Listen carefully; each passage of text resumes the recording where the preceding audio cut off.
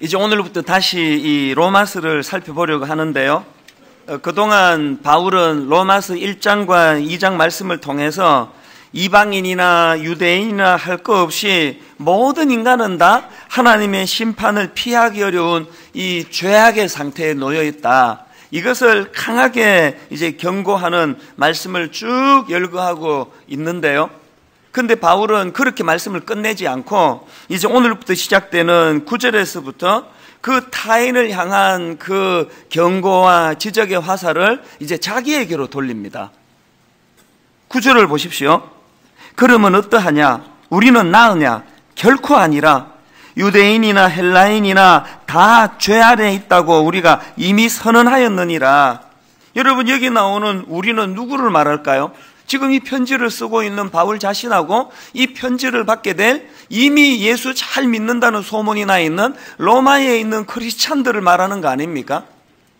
저는 이 9절에 나와 있는 이 말씀이 참 저에게도 의미가 있고 또 바울이 참 이 대단한 분이다, 그런 생각을 합니다. 사람이요, 그 남의 잘못을 지적하는 그거 쉬운 일이에요. 우리는 뭐 얼마나 그게 발달이 되어 있는지 몇 마디만 나눠보면 이 사람이 뭐가 문제다 금방 아는 그런 탁월한 그 지각력을 갖고 있는데, 문제가 뭡니까?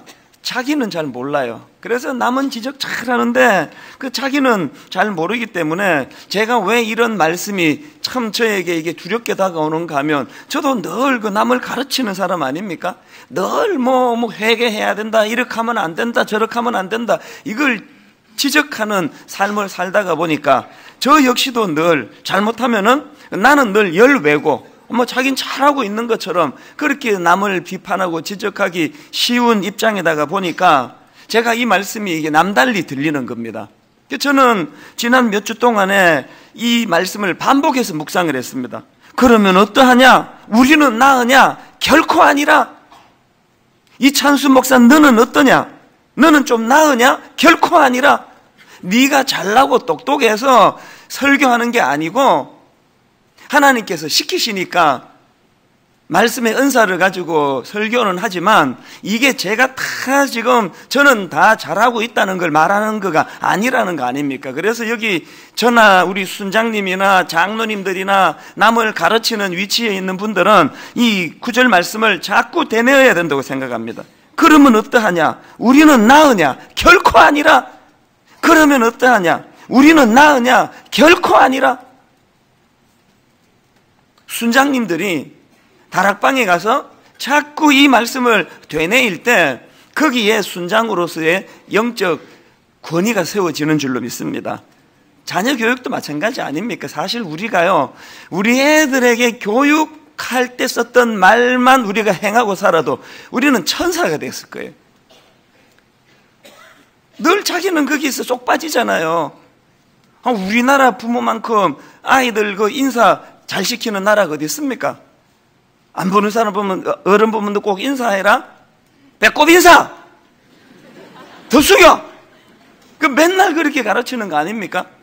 그렇게 그냥 자기 아이들나 이거 예의 바르게 90도로 그렇게 인사하도록 배꼽에 손 얹고 그렇게 가르치는 그 부모가 어찌된 영문인지 자기는 남한테 인사 안 해요.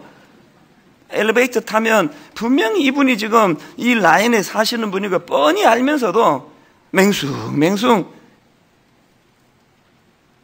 애들이 자기 엄마 보고 맨날 지적해야 돼. 엄마, 배꼽 인사. 우리는요, 늘 남에게 가르치는 거 좋아하고 지적하는 거 좋아하고 너 인생 그렇게 살면 안 된다 충고하는 걸 좋아하지만요, 거기에 바울과 같이 그러면 어떠하냐? 우리는 나으냐? 결코 아니라. 이 바울이 가지고 있는 이 모습을 우리가 배워야 되는 겁니다. 이런 자세를 갖고 있었으니까 바울은 고린도전서 9장 27절에도 보니까 내가 내 몸을 쳐 복종하게 하면 내가 남에게 전파한 후에 자신이 도리어 버림을 당할까 두려워함이라. 이런 말씀이 이게 아무나 할 수 있는 이런 말씀이 아니지 않습니까?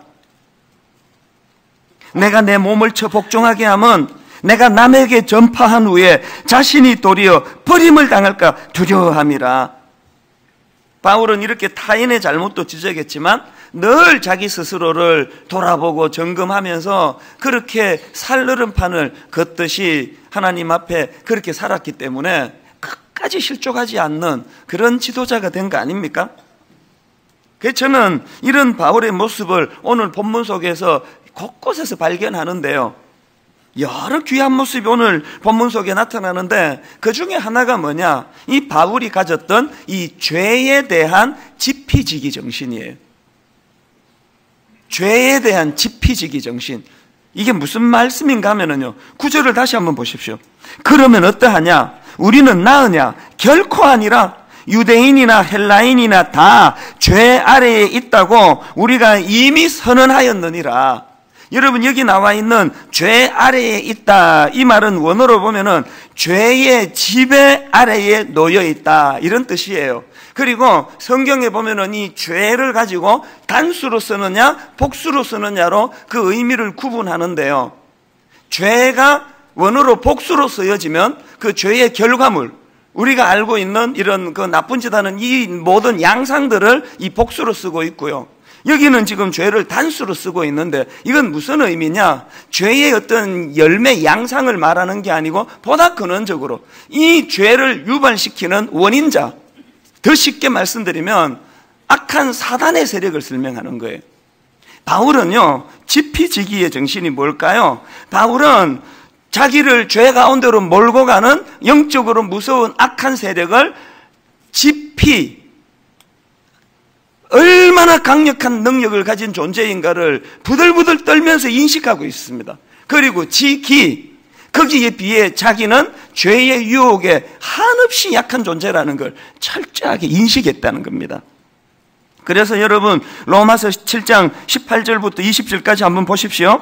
내 속 곧 내 육신에 선한 것이 거하지 아니하는 줄을 아노니 원함은 내게 있으나 선을 행하는 것은 없노라. 내가 원하는 바 선은 행하지 아니하고 도리어 원하지 아니하는 바 악을 행하는도다. 만일 내가 원하지 아니하는 그것을 하면 이를 행하는 자는 내가 아니요 내 속에 거하는 죄니라. 여기도 단수로 쓰고 있으니까 이 죄가 하나의 인격체예요. 오늘 우리를 죄 가운데로 몰고 가는 악한 세력, 이것이 얼마나 강력했는지 내 힘으로는 역부족이라는 거예요. 여러분, 바울이 저 같은 동네 목사입니까? 바울은 위대한 우뚝 선 하나님의 종이에요. 이런 한 시대를 풍미하는 위대한 종 바울도 자기가 죄의 세력 앞에 역부족이라고 하는데, 우리 같은 평범한 사람들은 이거 뭐 말해서 이거 되겠습니까? 우린 너무 지금 이 지피지기, 자기도 모르고 죄의 권세도 잘 모르는 거예요. 그래서 바울이 로마서 7장 23절 24절에 보니까 절망을 노래합니다. 내 지체 속에서 한 다른 법이 내 마음의 법과 싸워 내 지체 속에 있는 죄의 법으로 나를 사로잡는 것을 보는도다. 오호라, 나는 곤고한 사람이로다. 이 사망의 몸에서 누가 나를 건져내랴. 바울의 이 처절한 절규가 우리에게 있습니까? 여러분, 오늘 우리의 연약함 때문에 가슴이 아픈 고통, 늘 이 죄 앞에 무너질 수밖에 없는 나 자신의 이 실존에 대하여 절망하는 마음이 있습니까? 로마서 7장에서의 바울의 이 자기에 대한 지피지기로 인한 절망이 있었기 때문에 로마서 8장의 그 위대한 은혜에 대한 감격과 선포와 승리가 가능한 거 아닙니까? 여러분 다 아시지만 근래 한 몇 년 사이에 그렇게 존경받던 훌륭한 목사님들이 성추행하다가 넘어지고 물질 문제로 넘어지고 이렇게 참 가슴 아픈 일이 많이 일어나지 않았습니까? 여러분도 다 그것이 놀라고 마음 아프셨겠지만 저는 같은 길을 걷는 목회자다가 보니까, 그리고 그런 분들이 꽤 많은 분들을 직접 만나보고 교제했던 경험이 있기 때문에 저는 그게 더 남다른 거예요. 그래서 제가 한번 어느 날 내가 좀 생각을 해봤습니다. 그 근래에 성적인 문제로 넘어지고 물질적인 문제로 넘어지고 그래서 참 가슴 아픈 자리에 빠졌던 분들을 제가 한 분 한 분 생각을 하면서 발견한 놀라운 깨달음이 뭐냐 하니까요, 그렇게 실족한 분들 치고요, 저보다 못한 사람이 한 명도 없더라고요. 인격적으로나 영적인 파워나 실력이나 저보다 못한 분이 아무도 안 계세요. 두려운 거 아닙니까? 저런 분들도 한 번에 넘어지는데 뭐 나 같은 거야 뭐 오죽하겠습니까? 그럼 어떻게 해야 되는 겁니까? 오늘 우리가 이 영적인 지피지기, 저걸 알고 나를 알아? 내 자연이, 내가 가진 인격, 내가 가진 영적인 실력, 이런 것으로는 절대로 저 죄악으로 몰고 가는 사단의 권세 앞에, 그 실력 앞에 내가 감당할 수 없다라는 정확한 영적인 지식이 생기면 어떻게 해야 됩니까? 바울이 로마서 8장으로 건너가 그 놀라운 은혜에 대한 노래와 은혜로 인한 승리에 대한 확신을 하나님 앞에 구하는 그런 존재가 돼야 되는 거 아닙니까? 다윗을 한번 생각해 보세요. 여러분, 그 물맷돌 몇 개 들고 당당하게 골리앗을 물리쳤던 그 영웅 다윗이 그냥 성적으로 한순간에 무너져 버리는 그 비참한 이런 모습을 보면서 뭘 느끼고 계세요? 다윗이 우리보다 못한 구석이 있습니까? 여러분, 다윗이 우리보다 뭐 부실해가지고 그런 자리에 빠집니까? 아니잖아요. 다윗 같은 인물도 방심하고 교만하면 한 방에 넘어지는 그 현실 앞에 우리 너무 지금 방심하며 살고 있는 거 아닙니까? 그래서 여러분, 우리는요, 바울이 가졌던 이 놀라운 선은 그러면 어떠하냐? 우리는 나으냐? 결코 아니라. 그러면 어떠하냐? 우리는 나으냐? 결코 아니라. 여러분, 지금 남 지적해주고 뭐 남 신경 쓰고 남 비판하고 그럴 겨를이 없어요. 내 코가 석잔데 지금. 그래서 저는 바울이 로마서 1장 16절에서 고백했던 내가 복음을 부끄러워하지 아니하노니 이 복음은 모든 믿는 자에게 구원을 주시는 하나님의 능력이 됨이라. 바울이 이 하나님의 능력을 왜 이렇게 강조합니까? 자기가 가진 능력으로는 이길 수 없으니까. 그래서 제가 오늘 이 본문을 이런 각도로 쭉 구조를 살펴보니까요, 바울이 이제 9절에서 큰 선포를 하지 않습니까? 자기 자신을 포함한 모든 인간은 다 죄의 영향력 아래 놓여 있다. 9절에서 그렇게 큰 선포를 하고 나서 이제 이후에 쭉 전개되는 걸 보니까 자기의 그 주장이 틀리지 않았다는 것, 옳다는 것을 이제 증명하기 위해서 쭉 이제 서술해 나가는데요. 바울이 자기 주장이 옳다는 것을 입증하기 위하여 인간의 타락 현상들을 거기에 이제 쭉 열거를 하는데, 제가 이걸 가만히 분석해 보니까 그게 세 갈래로 정리가 되더라고요. 인간의 그 죄로 말미암은 연약한 모습이 한 세 갈래로 정리가 되는데, 이걸 제가 다른 각도로 보니까요, 인간의 그 타락한 모습이 세 갈래로 정리된다는 것은 사단의 공격 통로가 한 세 갈래로 드러난다, 이런 뜻이 되는 거 아닙니까? 그래서 제가 오늘 이 본문 말씀을 가지고 여러분, 이 복음의 능력을 우리가 진짜 믿는다면 늘 우리가 은혜를 사모하면서 조심해야 되는 게 세 가지가 있습니다. 이 기도 제목으로 삼아야 될 세 가지예요. 자, 첫째, 그게 뭐냐?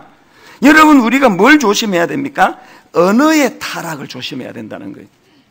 13절, 14절을 같이 한번 읽어보시겠습니다. 그들의 목구멍은 열린 무덤이요, 그 혀로는 속임을 일삼으며 그 입술에는 독사의 독이 있고 그 입에는 저주와 악독이 가득하고. 자, 여기 보니까요, 지금 바울이 목구멍, 혀, 입술, 입, 이런 다양한 이미지를 사용해서 지금 설명하고자 하는 건 딱 하나예요. 너 말 조심해라. 이 한마디를 하고 싶은데 바울은 지금 목구멍, 혀, 입술, 입, 이런 걸 지금 계속 반복하면서 지금 강조하고자 하는 게 뭐예요? 그만큼 여러분이 인간의 언어가 사단에게 노출되기 쉽고 공격당하기 쉽고, 이것이 가장 먼저 우리에게 찾아오는 위험한 공격 포인트라는 거 아닙니까? 여러분, 그러고 보면요, 이 성경은요, 이 언어의 중요성을 유난히 강조하는 책이에요. 자, 예를 들면은 야고보서 1장 26절을 보십시오. 누구든지 스스로 경건하다 생각하며 자기 혀를 재갈 물리지 아니하고 자기 마음을 속이면 이 사람의 경건은 헛것이라. 여러분, 우리가 우리 경건을 유지하기 위해서 큐티하는 것도 중요하고 새벽기도 나아가는 것도 중요하고 성경 읽는 것도 중요한데, 여기 보니까 우리 경건을 유지하기 위해서는 내 이 혀를 재갈 물려야 된다는 거예요. 야고보서 3장 3절부터 5절도 마찬가지예요. 우리가 말들의 입에 재갈 물리는 것은 우리에게 순종하게 하려고 그 온 몸을 제어하는 것이라. 또 배를 보라. 그렇게 크고 광풍에 밀려가는 것들을 지극히 작은 키로서 사공의 뜻대로 운행하나니 이와 같이 혀도 작은 지체로 돼 큰 것을 자랑하도다. 보라, 얼마나 작은 불이 얼마나 많은 나무를 태우는가. 그 다음에 야고보서 3장 8절도 마찬가지입니다. 혀는 능히 길들일 사람이 없나니. 심지어는 잠언 18장 21절 죽고 사는 것이 혀의 힘에 달렸나니. 계속 지금 성경이 반복해서 강조하는 게 뭡니까? 그만큼 이 새치혀가 사단의 공격에 노출되기 쉽다는 거 아닙니까? 여러분이 막 엄청난 믿음의 사람인 것처럼 자기를 생각하는지 모르겠는데요, 어제 여러분이 사용했던 그 언어의 내용이 그게 여러분의 영적인 실력이에요. 여러분, 어제 여러분이 사용한 입술이 사람을 세워주고 사람을 용서하고 사람을 살리는 일에 주로 쓰였습니까? 그 쓰잘데없이 그 3시간 4시간 대화해가지고 그 한 줄거리도 안 나오는 그 잡담이나 하고 누구 흉이나 보고 욕이나 하고 비판이나 하고, 그게 우리의 영적인 상태라는 거예요. 성경이 이 언어의 중요성을 이렇게 강조하는데요, 제가 최근에 어떤 자료들을 보니까 학자들이 이 성경 말씀을 지금 바로 입증하고 있는 것 같아요. 미국의 매사추세츠 대학의 사회심리학자인데요, 이 로버트 펠드먼이라는 이 교수님은요, 거짓말 심리, 여러 심리 가운데 이 거짓말 심리와 관련해서 세계 최고 권위자로 알려있는 분입니다. 이 로버트 펠드먼이 30년 동안 연구해가지고 이 거짓말과 관련하여 그 연구한 걸 책으로 담았는데요, 그 책 제목이 뭔지 아십니까? 책 제목이 우리는 10분에 3번 거짓말한다. 이게 학자가 30년 연구한 결과예요. 이분이 연구를 해보니까요, 그리고 반복적으로 실험을 해보니까 사람들은 처음 만나는 사람들과 대화에서 10분에 평균 3번의 거짓말을 한대요. 물론 이 거짓말 안에는 상대방을 세워주기 위한 인사말이나 또 의도 악의적이지 않은 하얀 거짓말도 포함되는 거지만, 그런데 여러분, 이 대학자가 말하고자 하는 핵심이 뭐예요? 인간이 지닌 거짓말의 일상성이에요. 거짓말의 일상성. 입만 떼면 거짓말이 나와요. 애쓰지 않았는데. 자기는 안 그런 것 같은 표정을 짓고 있으면 나만 이상한 사람 되는 거 아닙니까? 심리학자 존 프레이저도 비슷한 이야기를 했는데요, 인간은 보편적으로 하루에 대략 200번에 이르는 거짓말을 한다는 거예요. 하루에 200번. 여러분, 이런 학자들의 연구가 사실이라면 우리 어떻게 해야 됩니까? 입 닫는 수밖에 없어요. 떼면 거짓말이 나오니까. 할 수 있는 대로 말수 줄이고요, 한마디 하기 전에 멈칫 생각하고 말하고. 왜? 생각 없이 하면 튀어나오니까. 더 위험한 게 뭡니까? 13절 서두에 그들의 목구멍은 열린 무덤이요. 무슨 뜻인지 아시죠? 사람은 칼로만 죽일 수 있는 게 아니라는 거예요. 이 새치혀로 사람을 죽일 수 있다는 거예요. 오늘 아침에 제가 이 말씀을 마무리하는데 갑자기 그 최진실 씨가 불쑥 떠올려지더라고요. 바로 그 케이스 아닙니까? 여러분, 우리가 사람을 죽일 수도 있는 이 새치혀, 글 하나 쓸 때 조심하고, 남한테 충고 한마디 할 때 조심하고. 왜? 내 선한 의도 속에 악한 마귀는 공격의 빌미로 사용하니까요. 저는 이런 맥락에서 한국교회는 분명히 침체다, 저는 확신합니다. 왠지 아시죠? 여러분, 교회가 세상보다 말이 더 없습니까? 여러분, 교회가 세상보다 생명을 살리고 생명을, 용기를 더 주는 일에 교회에서 쓰는 언어가 많은 것도 사실이지만, 교회 안에 난무하는 그 말도 안 되는 루머들, 아니 땐 굴뚝에 연기 나랴 없는 굴뚝도 만드는 게 교회예요. 전화로 그냥 박 권사님 욕하고 김 권사님 욕하고 그 시간에 이 권사님은 자기 욕하고 있는 걸 모르고 온 교회가 들여다보면 이렇대더라 저렇대더라. 그 집사는 말이야 이게 문제야. 여러분, 우리가 오늘 이 교회 안에서 벌어지고 있는 언어와 관련된 이런 모습들을 보면은요, 막 소음이 난무하는 것 같습니다. 저는 오늘 우리 모두가 다 이 복음의 능력을 믿으면서 내 입술을 내 의지로는 제어할 수가 없사오니 복음의 능력으로 내 입술을 통제하여 주시옵소서. 큰 기도 제목이라고 생각합니다. 그런가 하면은 두 번째로 우리가 조심해야 될 게 하나 더 있는데요, 행위적인 타락을 조심해야 된다는 겁니다. 15절부터 17절입니다.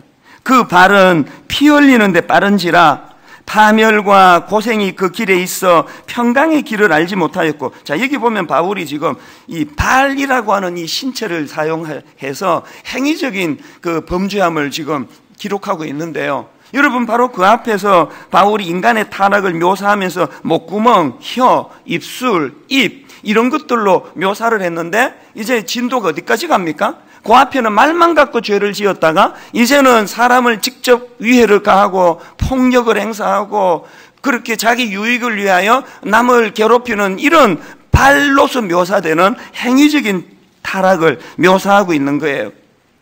제가 여기서 크게 깨달은 게 뭐냐 하면은요, 여러분, 오늘 우리가 이 입술의 언어의 타락을 제어하지 않으면 내일 한 걸음 더 나아가서 남을 구체적으로 해악을 끼치는 짓을 하게 된다는 거예요. 여기 지금 바람 피고 계시는 분, 자기의 과정을 한번 쭉 거슬러 보세요. 신혼여행 갔다 오면서 바람 피는 사람은 없습니다. 지금 바람 피는 자리, 행위의 자리까지 가신 분은요, 분명히 5년 전, 6년 전서부터 무슨 조짐이 나타나느냐, 말로서 자기 아내를 무시하고 나는 결혼 잘못해서 이 여자는 매력이 없어, 말로서 계속 그것을 확정지으며 말로서 사단의 진을 구축해주는 일을 했을 거예요. 그리고 그것이 자기 생각을 장악하고 나니까 이제 바람 피는 것으로서의 구체적인 행위로 나타나는 거 아닙니까? 저는요, 이 신문 같은 거, 뉴스 같은 걸 보면서 참 불가사의한 게 뭐냐 하면은요, 어떻게 이렇게 온갖 비리 사건 이런 데 꼭 크리스찬이 예외 없이 포함이 돼 있냐고요. 그 이상한 거 아닙니까? 이 면면을 보면은 다 유난히 악해 보이는 사람이 모이는 게 교회가 아닌데, 결과를 놓고 보면은 이상하게 그런 온갖 그 참 역겨운 그런 죄악 속에 꼭 크리스찬이 껴있는 게 이게 뭘 의미하는가? 제가 깨달은 것은요, 영적인 전쟁이 있기 때문이에요. 여러분, 목회자들이 유난히 그렇게 성적으로 죄 잘 지을 사람만 골라서 신학교 가는 거 아니잖아요. 억울합니다. 왜 그런 일이 심심찮게 일어나느냐고요. 영적으로 부추기는 세력이 있다는 거 아닙니까? 최근에 저희 집에 놀라운 그 변화가 하나 일어났는데요, 드디어 저희 집이 이제 강아지를 키우게 됐습니다.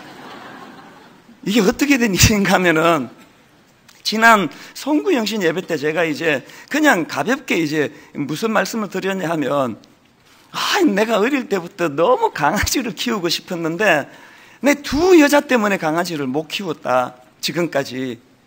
어릴 때는 어머니가 강아지 키우는 걸 반대해가지고 내가 강아지를 못 키웠고, 결혼해가지고는 이 와이프가 그냥 강아지 키우는 거를 반대해가지고 내가 강아지를 못 키웠다. 그렇게 이제 슬쩍 지나가면서 한마디 했는데요, 여기 참석하신 분이에요. 어떤 우리 성도님이 그 말씀이 마음에 꽂혀가지고 너무 마음이 아팠대요. 이 불쌍한 우리 목사님, 강아지도 못 키우고 그렇게 마음이 아프셨대요. 이분이요, 토이푸들이라고 요 조그만한 그 종이에요. 요 조그만한 이제 토이푸들을 키우는데, 이 집에 이제 얼마 전에 경사가 났습니다. 그 새끼를 4마리 낳은 거예요. 그 토이푸들이 새끼 4마리를 낳자마자 그 성도님이 불쌍한 제 생각이 난 거예요. 그래가지고 이분이요, 의논도 안 하고요, 그냥 다짜고짜로 그냥 가방 안에 넣어가지고 강아지를 데리고 온 거예요. 저도 몰랐습니다. 이제 일 다 마치고 그때 6시 넘었습니다. 집에 가려고 하니까 우리 직원이 막 쭈뼛쭈뼛 하면서 그 목사님 근데 막 이러면서 보셔야 될 게 하나 있다 그래서 뭔데 그러냐 그랬더니 저를 데리고 방으로 들어가는데 요 2달 된 요 조그만한 강아지가 낑낑거리고 있는 거예요. 이게 뭐냐 그러니까 어떤 성도님이 목사님 드리라 그러고 주고 가버렸대요. 저는요 이 업둥이라는 게 이게 사람에게만 있는 줄 알았더니 개도 업둥이가 있더라고요. 놓고 가버렸어요. 어떡합니까? 6시 너무 어둑어둑해지는데 그 개를, 강아지를 거기다 둘 수가 없잖아요. 그래서 이제 우리 집으로 개를 이제 데리고 간 거예요. 그날 집에 데리고 가서 엄청 깨졌습니다. 준다고 가져오냐, 그걸? 빨리 돌려드려라. 우리 집사람이 막 얼마나 그거 가지고 역성을 했는지 제가 너무 난감해서, 그래, 내가 그러면 오늘 지나고 내 돌려드리도록 하겠다고. 일단 오늘 밤은 여기서 보내야 될 거 아니냐고. 그렇게 이제 한 이틀이 지났어요. 돌려드리기로 이제 결정하고. 근데 여러분 이틀 만에 대반전이 일어난 거예요. 저는 막상 키워보니까 이 생명을 키우는 건 너무 힘들다. 저는 이제 돌려드리자로 결정을 했고 전화까지 했어요. 이거 돌려드려야 되겠습니다. 그 사이에 우리 집사람이 완전히 마음이 돌아선 거예요. 돌려드리기로 했다 그러니까 뭐라고 얘기하는 거니까 저보고요. 근데 여보, 이 강아지를 보니까 얘가 자기 엄마로 결정한 것 같다는 거예요. 낮에 집에 손님이 오셨는데 강아지를 이렇게 이제 안겨드렸더니 그 강아지가 그 손님 품에 안겨가지고는 자기를 쳐다보는 눈빛이 꼭 그 엄마를 보는 눈빛이더래요. 그게 엄마로 보는 눈빛이 아니고 모든 강아지는 다 그런 눈빛이에요. 그래가지고 이제 못 보내겠다는 거예요. 이틀 만에 생각이요. 우리 집사람이 평소에요, 내 강아지 키우자, 그냥 내 가서 그냥 이마트 가서 확 사와 버리면 어떡하겠냐, 이런 이야기를 하면 우리 집사람은 늘 저한테 갖고 오기만 하세요. 당신은 강아지를 택하든지 나를 택하든지 둘 중에 하나 하세요. 그랬던 사람이에요. 이틀 만에 마음이 바뀌어가지고 이제 우리가 이제 강아지를 키우게 된 거예요. 아무 지식도 없었는데요. 여러분, 사랑은요, 그 상대방을 알아가는 노력, 그게 사랑 아닙니까? 제가 그래서 이 강아지를 사랑하기 위해서 책을 4권을 샀습니다. 공부하고요, 인터넷에 들어가서 그 동호회에 들어가서 사람들 글 꼼꼼히 읽고 심리 파악하고 다 했는데 제가 요 2주 사이에 정말로 놀라운 진리 하나를 깨달았습니다. 강아지 공부 그렇게 심각하게 할 거 없어요. 이 강아지는요, 어른하고 사람하고 달라가지고 너무 단순해요. 너무 생각 복잡한 거 없어요. 그 멸치 한 마리만 주어도 오전 내내 기뻐서 꼬리를 흔들고 막 핥고 난리를 치고요. 참 뭐라고 표현할까요? 그 강아지는 그냥 강아지예요. 좋은 강아지도 없고 나쁜 강아지도 없고, 저 집에서 나타나는 강아지의 양상, 우리 집에 모든 강아지 다 똑같아요. 여기에 반해가지고요, 우리 인간은 그렇지 않습니다. 좋은 강아지도 없고 나쁜 강아지가 없지만 좋은 인간은 있고 나쁜 인간은 있습니다. 우리 인간은 얼마나 복잡하고 다양한가 하면 아주 짐승만도 못한 악마 비슷한 인간으로부터 천사보다 나은 훌륭한 사람에 이르기까지 인간은 얼마나 다양한지 몰라요. 내가 이 차이가 뭘까?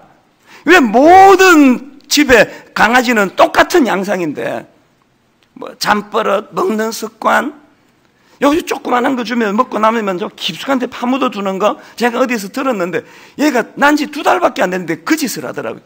내가 뺏어 먹을까봐 조그만한 게 있으면 어디 숨겨놓고, 이 모든 행동이 다 본능에 의해 똑같은 거예요. 속이는 일 없고요, 마음에도 없는 말, 마음에 있는 말도 못하지만 하여튼 있는 그대로의 모습을 보면서 부럽더라고요. 제가 하나님 앞에서 너 같으면 좋겠다. 단순한 삶, 기쁘면 기뻐하고 뭔가 불편하면 표현을 하고, 왜 인간은 이게 안 되는가? 여러 요인이 있지만 저는 목사니까 이걸 어떻게 해석했느냐? 동물은요, 영혼이 없기 때문이에요. 영혼이 없기 때문에 이 영혼을 죽이려는 마귀의 공격도 없습니다. 여러분, 이 강아지를 악한 생각을 집어넣으려는 영적인 세력이 없어요. 강아지는 내버려두면 그저 그냥 강아지일 뿐이에요. 인간은 다릅니다. 우리는 처절하게 몸부림치지 않으면 우리를 영혼을 죽이려는 사단에게 노출이 되어 있기 때문에, 여러분 그렇게 존경받던 목사님이 은퇴를 앞두고 어떻게 그렇게 상상할 수 없는 그런 부끄러운 자리에 빠질 수 있느냐고요. 왜 그러냐고요? 그것을 부추기며 공격하는 세력이 있기 때문이에요. 그렇기 때문에 여러분, 오늘 내가 막 칼로 남을 찔러 죽이는 일은 하지 않는다 할지라도 내 입술로 자꾸 남을 원망하고 비평하고 불평하고 없는 말 만들어 거짓말로 모함하고 이런 것들이 여러분 안에 일어난다면 두려워해야 되는 게 두려워. 왜? 이거를 내가 방치하면 점점 나를 어디로 몰고 간다고요? 사망의 음침한 골짜기로 몰고 가는 세력이 있기 때문이라는 거예요. 그게 우리는 하나님 앞에 늘 부들부들 떨리면서 은혜를 구해야 돼요. 여러분, 내 목적을 위해서 남의 눈에 눈물을 흘리게 하는 거 안 됩니다. 거듭 부탁하는데요, 여러분 그리스도인이라면 아내 눈에 눈물 흘리게 하는, 남편 눈에 눈물 흘리게 하는 외도 안 됩니다. 생각보다 많아요. 생각보다. 그거 안 됩니다. 회개하지 않으면 그것이 여러분과 여러분 가정과 여러분 자녀를 죽이는 흉기가 되는 거예요. 바울처럼 두려워하면서 그것을 봐야 됩니다. 그런가 하면은 마지막 세 번째로 우리가 조심해야 되는 게 하나 더 있는데요, 하나님에 대한 경외심을 잃지 않도록 조심해야 한다는 거예요. 18절, 그들의 눈앞에 하나님을 두려워함이 없느니라 함과 같으니라. 여러분, 죄악에 사로잡힌 모든 인간들에게 공통점이 하나 있다면 하나님을 두려워하지 않기 시작한다는 거예요. 노아를 한번 생각해 보세요. 노아가 이제 배를 만듭니다. 하나님의 명령에 의해서. 어디다 만드느냐? 어릴 때 배웠던 노래가 기억나요. 노아 할아버지 배를 만든다. 노아 할아버지 배를 만든다. 저 높은 꼭대기에 배를 만든다. 끝에 그건 안 부르고 가사를 불러드리려고 했는데, 노아 할아버지가 배를 만드는데, 배는 강물에 띄우는 도구인데 산에서 배를 만들고 있는 거예요. 그때나 지금이나 여러분, 이런 주변 사람들의 그 쓸데없는 비판, 지적, 그 노아 저거 미친 영감이야 저거. 저거 제정신 아니야. 얼마나 많은 여러분 노아가 그 고통을 한번 상상을 해보세요. 완전 그 왕따 아닐까요? 그런데 왜 노아가 배 만드는 걸 중단하지 못했느냐? 여러분, 이 질문에 대해서 히브리서 11장 7절에 그 답이 있더라고요. 보십시오. 믿음으로 노아는 아직 보이지 않는 일의 경고하심을 받아 경외함으로 방주를 준비하여 그 집을 구원하였으니. 경외, 무슨 뜻입니까? 하나님이 두려워서. 노아는요, 그렇게 수군거리는 동네 사람들도 두려웠고요. 제가 이 노출이 되어 있는 위치에 서 보니까요, 사람들이 그 말로 그냥 막 그 해대는 이게 보통 무서운 능력이 아니에요. 최진실 씨가 정말 자살할 수 있겠구나, 그걸 문득문득 느끼는 게 인간의 그 비판과 지적과 손가락질 아닙니까? 노아의 고통을 한번 생각해 보시라고요. 그러나 여러분, 노아가 그 고통 속에서도 방주 만드는 것을 포기할 수 없었던 것은, 노아는 수군거리고 비방하는 주변 사람도 무서웠지만 누구가 더 무서웠습니까? 그 일을 명하신 여호와 하나님이 더 무서웠다는 거예요. 신앙을 점검하는 잣대는요, 새벽기도 몇 번 나갔나, 성경 몇 장 읽었나, 이것으로도 점검하지만 정말 여러분이 신앙을 점검하는 잣대는, 여러분 하나님을 두려워하세요? 뺀질뺀질하게 말 잘한다고 설교 잘한다고 그 목사가 영이 살아있는 거 아닙니다. 정말 하나님을 두려워하는가? 아무도 보는 이가 없을 때 내가 하는 그 행동이, 그게 인격이고 그게 그 사람의 영성이에요. 뭐 들키지만 않으면 다 되는 겁니까? 잠자리에 들어가면 여러분 마음 안에 하나님이 주시는, 하나님을 경외하는 자에게 주시는 하나님의 그 경고의 말씀이 부들부들 떨리듯 두려워서 내일은 더 이상 그 일을 못하게 만드는 죄의 이 일이 여러분에게 나타나고 있습니까? 모세를 구한 그 산파들도 마찬가지 아닙니까? 출애굽기 1장 17절을 보십시오. 그러나 산파들이 하나님을 두려워하여 애굽 왕의 명령을 어기고 남자 아기들을 살린지라. 여러분, 그 당시 애굽 왕의 명령 뭐예요? 애굽 왕의 이 절대 권력은요, 사람 하나 죽이고 살리고 하는 파워예요. 산파들이 그거 몰랐습니까? 그러나 여러분, 그 산파들이 아기를 어떻게 살려주게 됐습니까? 권력을 가진 애굽 왕도 두렵지만 자기들은 하나님이 더 두렵다는 거예요. 여러분 어떠세요? 오늘 한국교회가 저 같은 목사들이 정말 하나님 두려워합니까? 정말 하나님 두려워하는데 이런 일들이 일어납니까? 우리 내면 세계는 하나님을 두려워하는 마음을 잃어버려가지고 이 마귀들의 놀이터가 돼버린 것 같아요. 마귀들의 놀이터. 저는 오늘 이런 맥락에서 여러분들에게 마태복음 10장 28절 말씀을, 주님의 이 경고 말씀을 들려드릴 텐데요, 이 말씀이 하루 온종일 머리를 맴도는 은혜가 있기를 바랍니다. 마태복음 10장 28절. 몸은 죽여도 영혼은 능히 죽이지 못하는 자들을 두려워하지 말고 오직 몸과 영혼을 능히 지옥에 멸하실 수 있는 이를 두려워하라. 한 번 더 읽어드릴까요? 몸은 죽여도 영혼은 능히 죽이지 못하는 자들을 두려워하지 말고 오직 몸과 영혼을 능히 지옥에 멸하실 수 있는 이를 두려워하라. 우리가 정말 복음을 믿는다면 우주의 종말이 오건 내 개인의 종말이 오건 얼마 안 남았습니다. 뭐 100살 뭐 그렇게 하고 있지만 누가 자기를 100살까지 산다고 보장해 주던가요? 오늘 집에 가다가 죽을 수도 있는 게 우리 인생 아닙니까? 여러분, 피할 수 없는 내 인생의 마지막 날, 심판자 되시는 주님 앞에 서게 되는 그날을 우리가 의식하고 살아갑니까? 그걸 두려워하고 살아갑니까? 여러분, 심판하실 주님을 의식하고 두려워하고 살아가는데 그렇게 살아가십니까? 안 본다고? 안 들켰다고? 결론을 맺으려고 합니다. 예배 지각하시면 안 됩니다. 문 닫을 거예요. 문 닫는 게 두려워서 지각하지 않는 게 아니고 준엄하신 하나님 앞에 드리는 예배를 나는 이렇게 드릴 수 없다. 죄에 대한 지피지기 정신을 가지고 지피 날 죄악의 골짜기로 몰고 가려는 악한 사단의 세력이 얼마나 강력한 능력인가를 아는 것, 지기, 거기에 비해 한없이 초라하고 연약한 나 자신을 깨닫는 것. 그래서 여러분, 우리가 할 수 있는 고백은 딱 하나예요.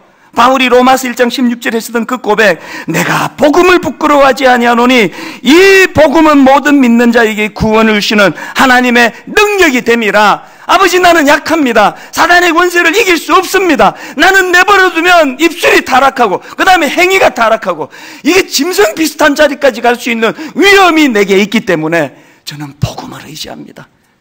여러분, 이 종이 한 장은요 얼마나 약한지요 힘 안 써도 돼요. 이거 뭐 얼마든지 찢을 수 있어요. 이 종이짝 같은 인생이에요. 그러나 여러분, 이 종이가요 벽에 딱 붙어 있으면요 죽어도 안 떨어져요. 누가 이 종이를 뗍니까? 여러분은 지금 굴러다니는 종이 같은 인생입니까? 십자가 앞에 견고하게 붙어있는 십자가를 의지하는 인생입니까? 복음을 맨날 그냥 말만 갖고 떠드는 데 쓰지 마시고 성경 공부할 때 다락방 할 때만 쓰지 말고 이 복음이 능력임을, 이 종이짝같이 약한 나를 어떤 견고한 인생으로 만들어주시는 능력인가를 삶 속에서 체험하고 맛보고 이 감격이 회복되는 저와 여러분 되시기를 주님 이름으로 축복합니다. 여러분, 오늘 이 말씀을 가지고요 우리들의 찬양 415번, 나의 기도하는 것보다 더욱 응답하실 하나님, 대답해 보세요. 왜 기도 안 하세요? 하나님의 능력을 못 믿기 때문 아닙니까? 나의 생각하는 것보다 더욱 이루시는 하나님. 저는 지난 13년 동안 그렇게 저렇게 유혹이 많았지만 실족하지 않을 수 있었던 것은 전적으로 십자가 앞에 제가 붙어 있었기 때문이라고 믿습니다. 말씀이 나를 견인하고 십자가가 나를 견인해서 은퇴하는 그날까지 이 연약해 빠진 종이자처럼 구겨지고 찢어지는 인생이 아니라 주님의 십자가 앞에 그분과 더불어 살아가는 인생이 되기를 원합니다. 이 소원을 가지고 한마디 한마디 이렇게 선포하며 나가기 원합니다. 나의 기도하는 것보다, 나의 기도하는 것보다 더욱 응답하실 하나님, 여러분 하나님의 강력을 믿으십니까? 나의 생각하는 것보다 더욱 이루시는 하나님, 더욱 이루시는 하나님, 우리 가운데 역사하실, 우리 가운데 역사하실 능력대로 우리들의 간구함을 넘치도록 힘있게 선포합니다. 능히 하실 주님께 모든 영광과 존귀 찬양과 경배를 돌릴지어다. 모든 영광과 존귀 찬양과 경배를 돌릴지어다. 우리 가운데 역사하신, 우리 가운데 역사하신 능력대로 우리들의 간구함을 넘치도록 선포합니다. 능히 하실 주님께 모든 영광과 존귀 찬양과 경배를 돌릴지어다. 우리 자신에게 이렇게 선포합니다. 모든 영광과 존귀 찬양과 경배를 돌릴지어다. 주님의 임재에 온 땅 흔들리고 우리 기도에 하늘 문 여시네. 온 민족과 열방 주께 경배해 영원히 보좌에 계신 왕께 주님의 임재에 온 땅 흔들리고 우리 기도에 하늘 문 여시네. 온 민족과 열방 주께 경배해 영원히 하나님 어린 양께 피난처 되시는 주 예수, 영원한 승리의 왕, 주님의 얼굴을 구할 때 주의 빛 비추시네. 주님의 임재에 온 땅 흔들리고 우리 기도에 하늘 문 여시네. 온 민족과 열방 주께 경배해 영원히 보좌에 전쟁은 주님께 속했네.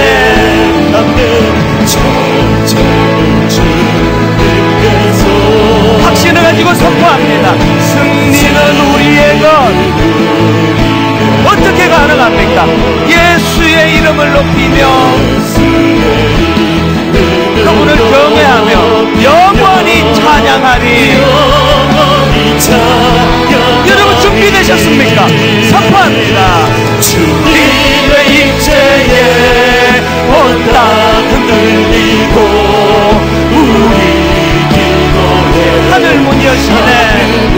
하시네 온 민족과 열방 주께 경배해 영원히 하나님 어린 양께 하나님 어린 양께.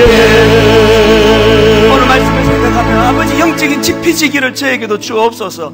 악한 사단의 강력함을 인식하기 원합니다. 나의 연약함을 고백하기 원합니다. 그래서 복음의 능력을 의지하고 맛보아 알기를 원합니다. 주님의 십자가에 접붙어 사는 인생 되기를 원합니다. 하나님 입술의 타락을 불쌍히 여겨주시고 행위적인 타락을 주님이 인도하여 고쳐주시고 하나님 경외하는 마음을 회복시켜 주시옵소서. 우리 큰 소리로 통성으로 기도하시겠습니다. 살아계신 하나님 아버지, 주님의 은혜를 구하며 간절하게 기도합니다. 하나님의 은혜의 빛을 비추사 우리의 약함을 알게 하시고 하나님 그 강력한 능력이 되시는 하나님을 의지할 수 있는 그 마음을 우리 가운데 복시켜 주시옵소서. 복시키지 않고 주시옵소서. 하나님을 의지할 수 있는 그 강력한 심령을 우리 가운데 부어주셔서 하나님을 의지하며 살아가게 우리 가운데 힘이 되어주시고 우리의 길을 인도하시는 하나님의 능력을 아버지 하나님 경험하는 인생 될 수 있도록 붙잡아 주시옵소서. 늘 우리 함께 하신 하나님, 늘 우리를 지켜보시는 주님을 의식할 수 있는 아버지 하나님 그 마음 우리 가운데 부어주시옵시며 아버지 하나님 세상에 어떠한 것보다 더욱이 힘이 있으시며 능력이 되시는 하나님 앞에 전부친이 되어 하나님과 동행하며 삶을 살아갈 수 있는 은혜의 자리로 저희들을 인도하여 주시옵소서. 내 가정과 우리의 매일의 삶 속에서 하나님을 의지하며 주님을 동행하는 삶을 살아갈 수 있기를 원합니다. 하나님 아버지, 오늘 말씀이 능력임을 믿습니다. 바울처럼 영적인 지피지기의 정신을 회복하기 원합니다. 살얼음판을 긋듯이 하나님 자빠지지 않도록 그런즉 선줄로 생각하는 자는 넘어질까 조심하라. 하나님 의지하며 강력한 악한 사단의 괴계를 묶을 수 있는 능력 되시는 십자가를 사랑하기 원합니다. 그저 입만 살아가지고 복음 떠드는 크리스찬이 아니라 복음의 능력으로 복음을 살아내는 저희들 되게 하여 주시옵소서. 오랜 시간이 지나고 자식들 앞에, 수많은 믿음의 동역자들 앞에 참 힘들었지만 끝까지 이 길을 승리할 수 있게 된 것 하나님의 십자가 능력이었노라고 멋지게 고백하며 그렇게 이 땅을 살아가는 저희들 되게 하여 주시옵소서. 이렇게 주님 사랑하는 자에게 하나님 주시는 샬롬, 이 평안을 예배 중에 허락하여 주시옵소서. 감사드리옵고 예수님 이름으로 기도드립니다. 아멘. 우리 다 자리에서 일어나셔서 주님 두려워하는 자에게 주시는 주님 주시는 평화, 평화로다. 우리 후렴부터 입술로 내 영혼이 주님을 이렇게 노래합니다. 평화로다.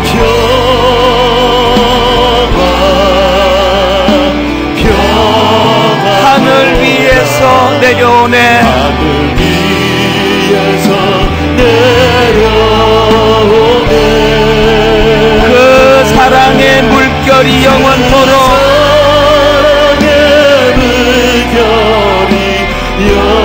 내 영혼을 덮어소서. 내 영혼을 여러분 더 깊이 갈망하십시오. 평화로다.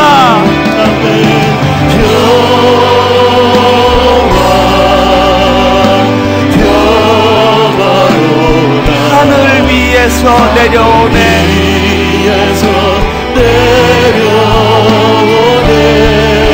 그 사랑의 물결이 영원토록.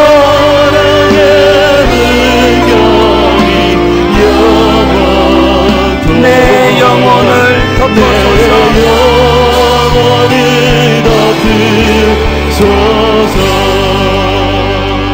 여러분, 제가 다시 한번 후렴 부르기 전인데요, 예배는 사건이에요.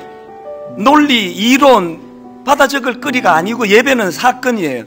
오늘 여러분 마음에 빼앗긴 그 평화는 원인이 어디서 기인되는 겁니까? 입술을 점령당해서 그런 거 아닙니까? 내게 나오는 입술이 남의 평안도 빼앗아 버리고 내 평안도 잡아먹는 언어가 난무한 거 아닙니까? 여러분, 그것을 방치했더니 지금 정말 그리스도인으로 해서는 안 되는, 남의 눈에 눈물 흘리게 만드는 짓을 하고 있는, 그게 그 사람의 평안도 뺐지만 내 평안을 빼앗아 간다는 걸 인식하고 있습니까? 여러분, 하나님을 두려워하는 자에게 주시는 하나님의 평안이 있다는 걸 아십니까? 오늘 이 예배 시간에 가사가 있어서 부르는 게 아니고 전심으로 그분을 인정하고 신뢰해 드릴 때 그분이 주시는 평화가 어떤 것인지를 이 시간 이 찬양을 부르면서 맛보는 시간 되기 원합니다. 평화, 평화로다.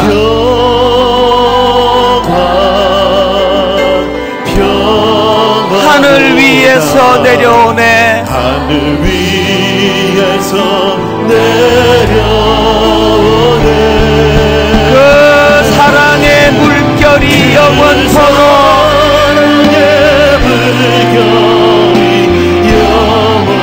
내 영혼을 덮어소서. 우리 마지막으로 전심을 다하여 갈망합니다. 사모합니다. 평화, 평화로다.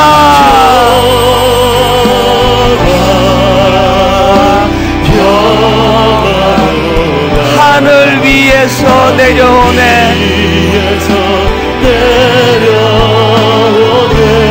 그 사랑의 물결이 영원토록,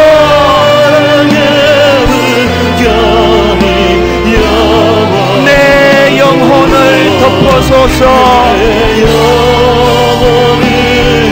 내 영혼을 덮어소서. 내 영혼을 덮으소서. 몸은 죽여도 영혼은 능히 죽이지 못하는 자들을 두려워하지 말고 오직 몸과 영혼을 능히 지옥에 멸하실 수 있는 이를 두려워하라. 이번 한 주간 하나님을 경외하는 삶을 살아내는 저와 성도님들이 되도록 은혜 내려 주시옵소서.